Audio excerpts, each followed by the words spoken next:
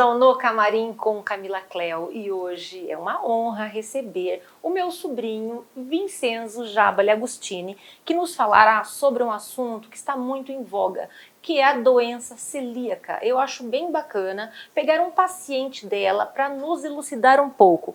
Vim, é um prazer tê-lo comigo. Eu gostaria que você se apresentasse para o público e contasse um pouquinho dessa seara que você passa, que é ser um doente celíaco. Sim. Prazer, meu nome é Vincenzo e eu vim aqui explicar um pouco mais sobre a doença celíaca, que eu acho que é uma doença muito pouco conhecida por poucas pessoas, por médicos inclusive, e eu acho que é bem importante estar sempre atento para isso, né? Então, a doença celíaca ela é um distúrbio genético. O que significa isso? Ela é passada de pessoa para pessoa. Então, se eu tenho, necessariamente o meu pai ou minha mãe tem que ter o gene da doença, não necessariamente a doença, mas o gene para isso. E nesse distúrbio genético ocorre uma reação autoimune no nosso corpo. Nessa reação, a gente, quando ingerimos o glúten, a gente enxerga ele como se ele fosse uma bactéria invasora ou um vírus invasor e o corpo ele se ataca como forma de defesa. Então, lá no intestino, as nossas vilosidades, que são como se fossem uns dedinhos que são responsáveis pela absorção dos nutrientes, essas velocidades são desgastadas. E isso compromete a absorção dos nutrientes. Então já dá para perceber que um dos principais sintomas de um paciente celíaco é a deficiência nutricional, tá? Outros sintomas que você pode encontrar num paciente celíaco que são mais clássicos, você não precisa ter todos, pode ter pode ser assintomático, até mesmo tem alguns casos que são mínimos, mas tem casos assintomáticos. Você pode encontrar perda de peso, anemia, osteoporose, esses dois justamente pela deficiência nutricional. Uma dor de barriga que não dá muito para explicar, sabe, de onde que vem essa dor, mas é uma dor muito forte. Náusea, vômito, diarreia, esses são os mais clássicos. Se não for... Inclusive nas articulações, né, Vitor? Sim, tava lendo. exatamente. Fígado também, gente. Sim. E se não for tratado, ela vai atacando também outras partes do corpo, pode influenciar no desenvolvimento de outras doenças autoimunes, como diabetes, enfim. Várias outras doenças podem ser intensificadas por ter a doença celíaca, que também é uma doença autoimune, né? Mas vem cá, como é que você descobriu isso? Então, eu lá pela metade de 2020, mais ou menos, metade para o final, eu tive alguns episódios, muito espaçados. Então, por exemplo, algum poderia ser em tipo agosto, outro poderia ser lá no final de setembro. E nesses episódios eu sentia uma dor muito, muito forte na barriga. Às vezes durava tipo 12 horas, passando mal, dava náusea, vontade de vomitar, se tentava vomitar, caía a pressão, parecia que ia desmaiar, enfim, tem que ficar parado 12 horas deitado na cama. E lá pela terceira ou quarta vez que isso aconteceu, eu percebi que eu deveria ter algum problema meio sério, né? E daí eu comecei a procurar médicos para falar sobre isso.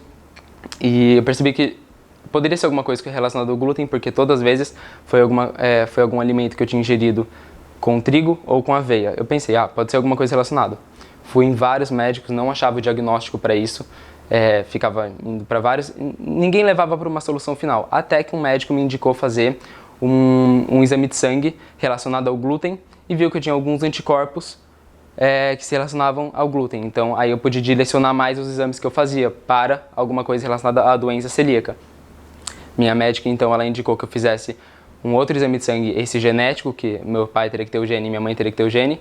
Fiz esse exame genético, deu positivo, e depois fiz uma biópsia do intestino e deu que minhas velocidades estavam totalmente desgastadas. Gente, vocês acreditam que o maior índice de celíacos é no norte europeu? Não sei como é que veio cair aqui na nossa família, né, Vi? Mas o que acontece também é que 1% da população sabe ser celíaco. Outros realmente são... Exatamente.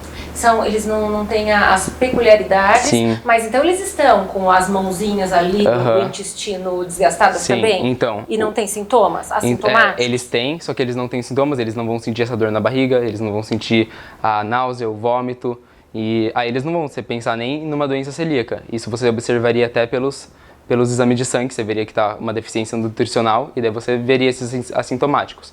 E o que é interessante por ter muito pouca pessoa, como você falou, 1%, é porque ocorreu ao tempo uma seleção natural. O que é isso? As pessoas não sabiam o que era o tratamento, não sabiam que se tirasse o glúten você iria tratar a doença, e muitos morreram. Por isso que tem 1%. Teve inclusive, se não me engano, lá na década de 1970, no norte da África, estavam tendo várias guerras, e algumas organizações internacionais foram fazer uma intervenção alimentar para enfim, nutrir essas populações. E elas, pela primeira vez, elas foram introduzidas à farinha de trigo. E antes elas eram acostumadas a comer legumes, frutas, carnes, ovos, leite. E 6% dessa população foi dizimada.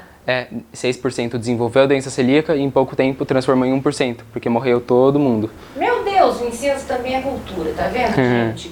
E olha, o que eu estava percebendo aqui, estudando para vir conversar com o Vinho, foi o seguinte: às vezes você tem os sintomas, porém você suprime o glúten. Aí você vai fazer o exame de sangue, que depois nós vamos falar sobre o diagnóstico. Você vai fazer e o que acontece? Como está sem o glúten no seu organismo, dá um falso negativo, que você não teria doença, mas você tem, tá, gente? Então, prestem bem atenção para quando for fazer o exame, manter a dieta que você tinha quando dos sintomas, não é assim? Justamente, sim, porque quando você para de comer o glúten, são mais ou menos 3 passos para você descobrir a doença. E o primeiro passo seria um exame de sangue que veria os anticorpos do glúten, e se você não estiver ingerindo glúten nesse tempo, ele vai estar negativo. Então muitas pessoas vão lá e fazem esse exame e falam, não tenho, tá negativo isso daí. E daí você não percebe, você acha que não tem a doença, e dependendo se ainda for por muito tempo que você não come glúten, dá tempo às vezes até das suas velocidades se recuperarem. E daí você olha, nossa, tá saudável, minhas velocidades são saudáveis, e você acha que você não precisa fazer nada. Então é importante que você mantenha essa alimentação quando você for fazer os seus exames. Tá, então, quais são os exames? O primeiro é o exame de sangue, colonoscopia, né, Vim? Então, o primeiro seria um exame de sangue que chama antitransglutaminase. Tá. Ele seria esse que identificaria os anticorpos do glúten. O segundo exame seria e eu falo que são 3 passos porque um só exame deles não é suficiente. Tem alguns casos de algumas pessoas que um dos exames pode dar negativo, então é importante que você faça os 3 passos. No segundo passo seria fazer um exame genético, que indica se você tem os marcadores genéticos da doença. Que do seria... pai e da mãe, que viria o gene, né? Sim. Aí ele seria o HLA-DQ2 e o HLA-DQ8, para você ver se tem um desses 2 genes. E esse daí também não é suficiente fazer, porque, tem lugares, principalmente na Europa, que 30% da população aproximadamente tem esse gene. Então, 30% não tem a doença celíaca especificamente, mas tem o gene. Por isso não é só suficiente fazer ele. E o terceiro exame que faria seria a biópsia do intestino delgado. Aí você veria com o seu médico, mas é uma parte mais específica do começo do intestino delgado, para ver lá certinho se as velocidades estão saudáveis no começo. Tendo esses 3 exames, você teria o diagnóstico, e daí lá vai classificar. Se o seu intestino, as velocidades estão no nível, vai de March 1 até March 3C. March 1 seria o mais saudável e March 3C o mais destruído, o mais desgastado.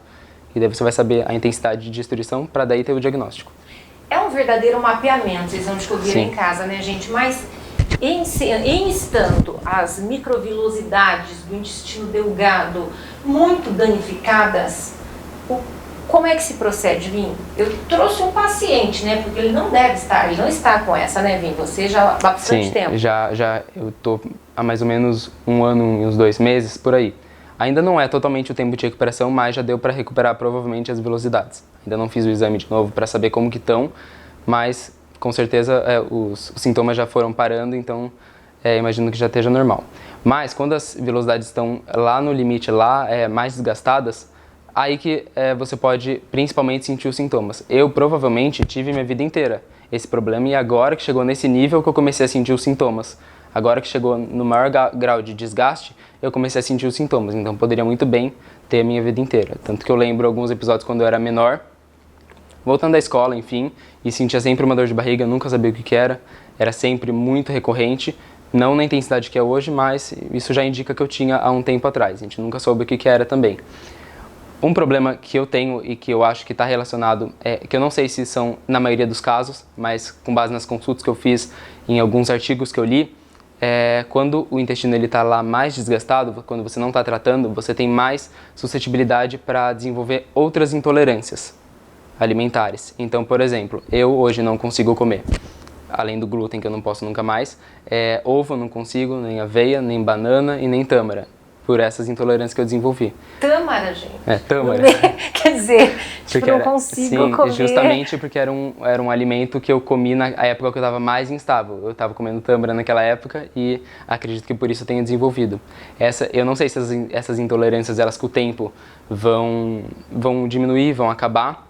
Por enquanto não deram sinais de que vão acabar, porque eu sempre passo mal quando eu como esses alimentos, mas alguns médicos falaram que pode muito bem regredir isso, só ser um caso de recuperação mesmo, e volta tudo normal com o tempo. Mas de repente, gente, não é ojeriza que a gente pega em comer por um período muito grande de determinado alimento e não que danifique o seu intestino delgado? De repente é isso, né? Vocês não têm em casa uma ojeriza, uma coisa que comeu por muito tempo?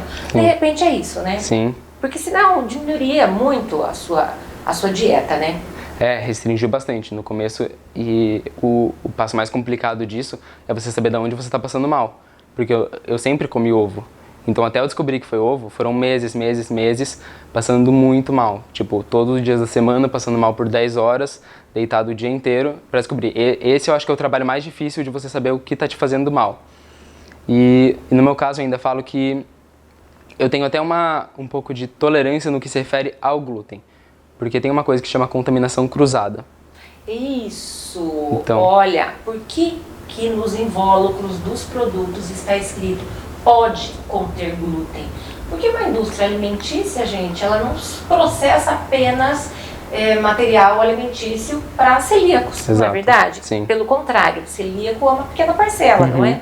Então, quando tem uma cruzada, explica alguma coisa para o público aí de casa. A contaminação cruzada é quando você tem um alimento que naturalmente não contém glúten e ele é contaminado ou pela proximidade ou porque usou um utensílio para mexer nesse alimento que foi utilizado anteriormente em um alimento que tinha glúten.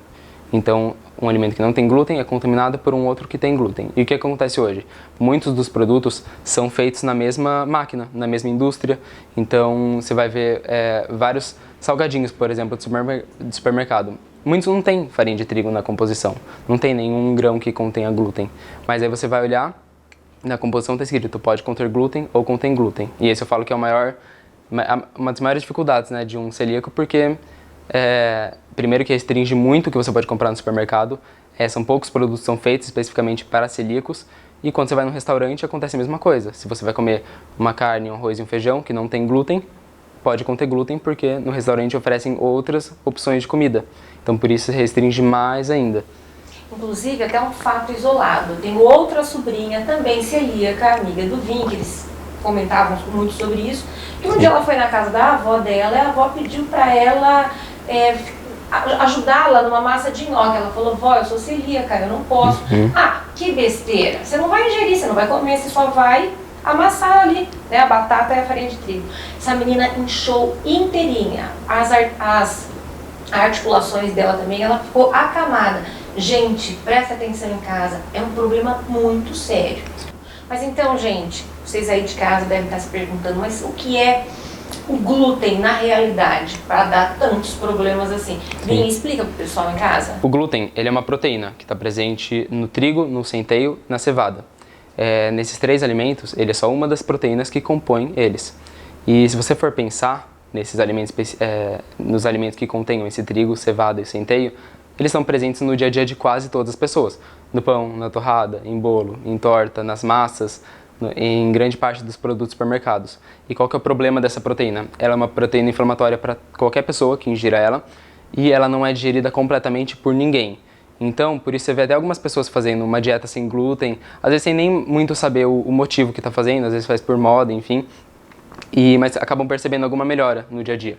Ou elas perceberam que elas desincharam, ou que uma alergia que elas tinham diminuiu, ou acabou, ou elas têm mais disposição no dia a dia, sono melhorou, enfim. Isso é justamente pelo aspecto inflamatório do glúten.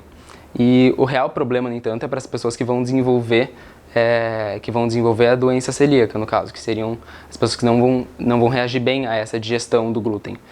Então você pode pensar como se fosse uma batalha. Todo mundo vai passar por ela, a grande maioria vai ser vencedor, esses vencedores seriam os que não teriam grandes problemas com essa má digestão do glúten. E os perdedores vão ser os que vão desenvolver os problemas relacionados ao glúten, que podem ser ou a sensibilidade ao glúten, ou alergia ao glúten, ou a doença celíaca, que é o que eu tenho. Então no próximo bloco, gente, o Vincenzo vai dirimir essas dúvidas. O que eu sou?